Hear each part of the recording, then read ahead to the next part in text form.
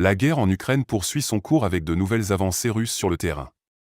Après des semaines de combats acharnés, les forces armées russes ont réussi à remporter plusieurs victoires stratégiques dans l'est du pays. Tout d'abord, dans la région de Kharkov, le groupe de forces ouest de l'armée russe a libéré le village d'Ivanovka. Cette localité située dans la direction de Kupiansk était un point d'appui important pour les Ukrainiens, qui ont dû transférer une partie de leurs réserves pour défendre ce secteur. L'offensive russe a permis de reprendre Ivanovka par le sud, malgré la présence d'une tête de pont ukrainienne à l'est de Kupiansk. Cette avancée ouvre la voie à de nouvelles progressions en direction de cette ville stratégique. Dans le même temps, les combattants du groupe Ouest ont également vaincu des unités de 2 brigades ukrainiennes dans les régions de Nevsky en RPL et de Novosadovie en RPD.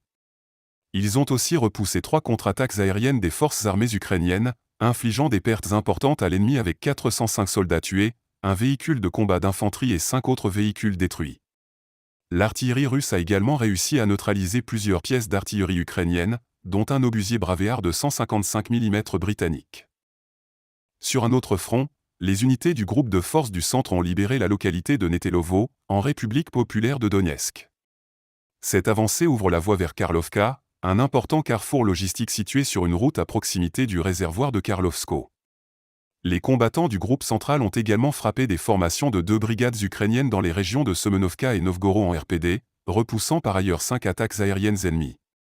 Au total, les pertes ukrainiennes s'élèvent à 335 militaires, 2 véhicules blindés et 3 autres véhicules.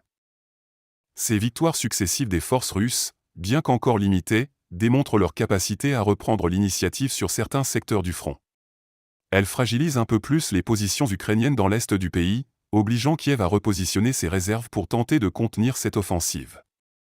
La bataille pour le contrôle de l'est de l'Ukraine reste cependant loin d'être terminée, les deux camps continuant de s'affronter avec acharnement.